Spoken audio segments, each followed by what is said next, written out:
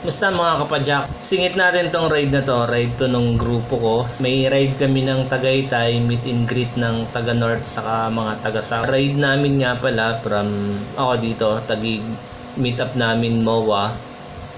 Then akyat kami ng Tagaytay. After akyat ng Tagaytay, lusong kami ng Laurel. Dumaan kami rin sa Sampaloc. May full video ako, i-add ko nilang doon sa huli sa description o yung link nasa baba kasi masyadong mahaba.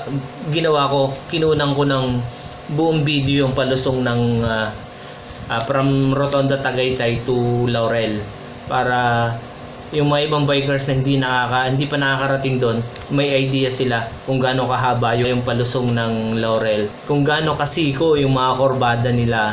May part nga ron na ako pa talagang counterflow ako naranasan ko palang umakyat doon, gabi kami, Centurion, 7 ng gabi, papunta ng Tagaytay, parang inabot kami ng 2 oras doon sa portion na yon. Gabi yon, hintayan na lang kami kasi sobrang dilim doon sa lugar na yon pagkagabi.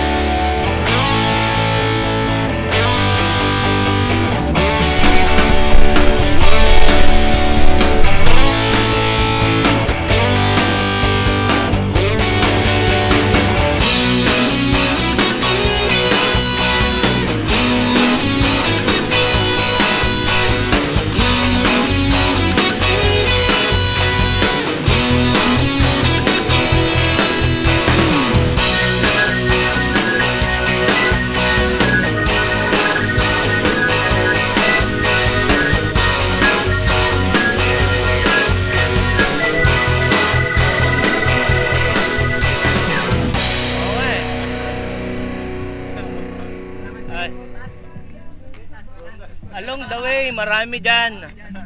Mga abogado, sir. Sa bahay, meron. Oy, idol. Nagkita kami dito sa pagudpud pa Oo, umaakyat siya ron sa Matarik, ako naglulusong. Solo siya? Yun ninanamnam talaga yung yung carrier saka yung bag Para Paganda rin. Papunta kayo? Okay. Sama ko yung video niyo mayroon sa video pagkala. Aba! Aba! Maganda rin. Ay, yaman. Ito ang pang-islaba ko. Wala, hindi nagluloko. Wala na, nasanay na Binenta na yata niya yung MTB niya. Magamay ko Siyempre, adaptation, medyo matagal-tagal. Yung, di ba, pagpunta ng MTB, okay Dami mo ng biyahe, kita ko sa Facebook. Hindi, may may Yan na yata.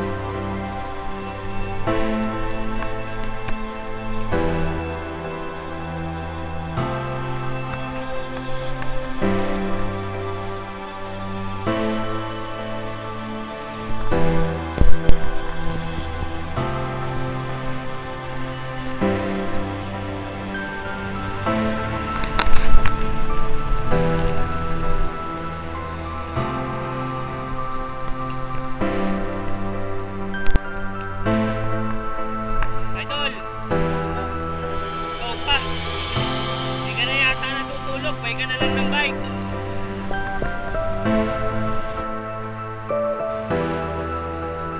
Alright. Transition yun.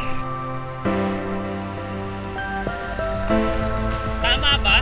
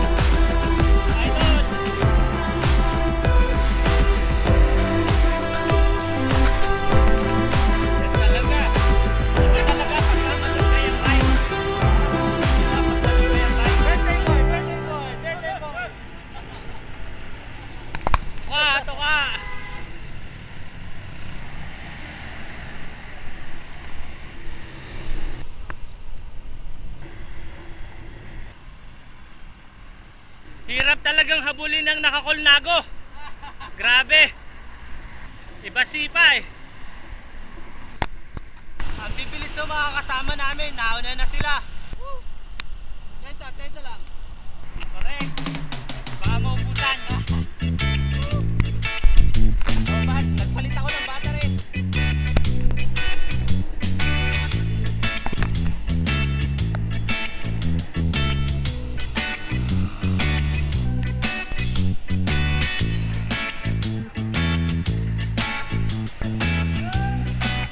Lahat damay na.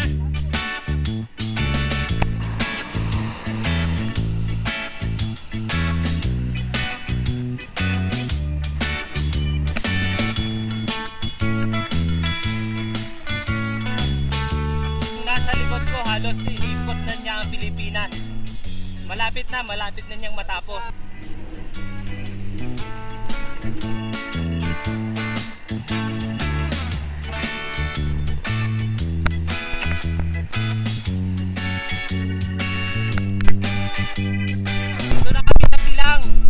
Bike touring kami ni Kuya Sally.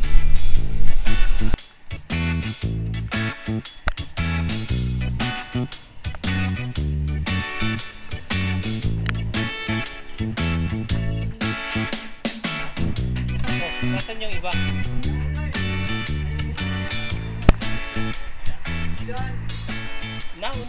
Nauna ba?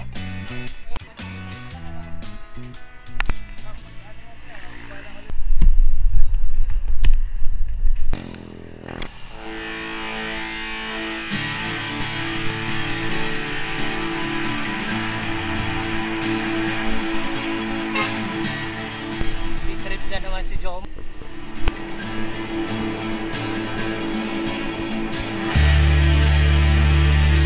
Boxer, ginamit ni Kim sa Sagada.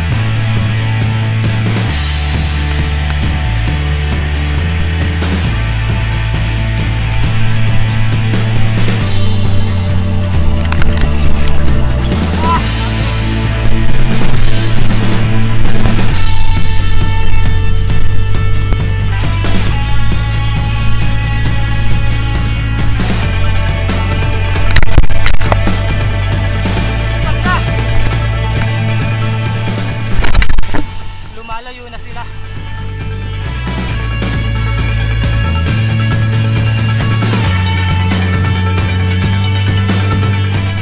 Layo na nila.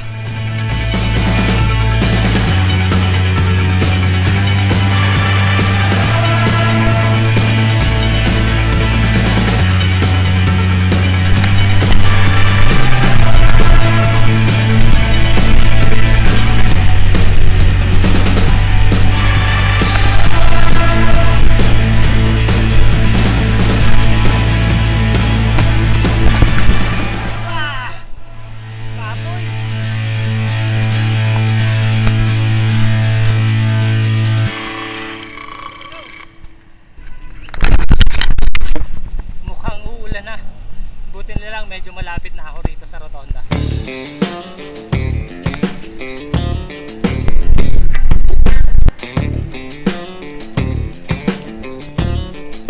Taas!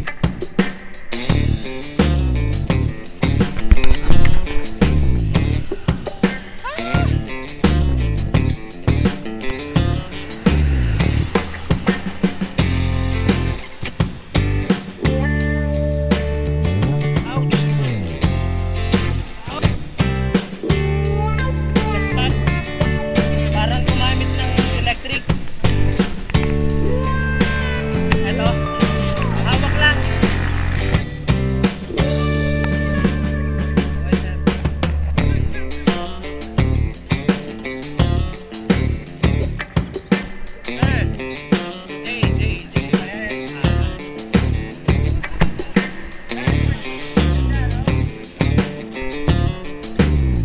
Hindi pa tayo nagkaan. Kung may pasok daw, 7 ang labas eh.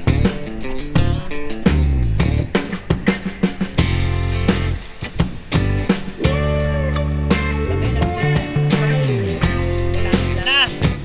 Nayari na sila ng senior citizen. Oo, sama sila sa Mindanao.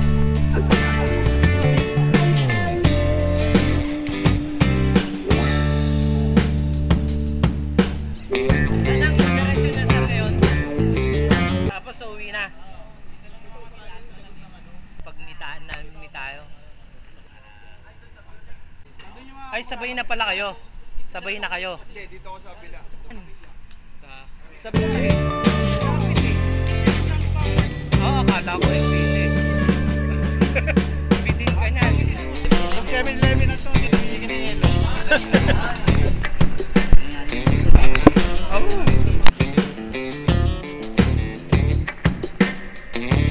Picture taking daw muna.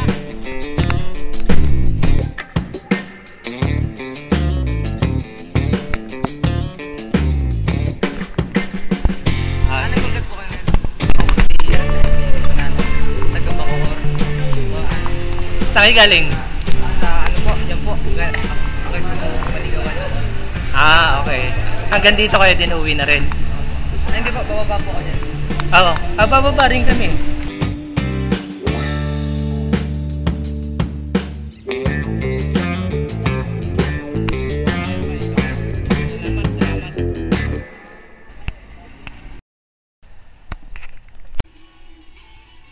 Experience ko nga pala to dun sa 7-Eleven Tagaytay. Sana magkaroon sila nung retail na ice cubes.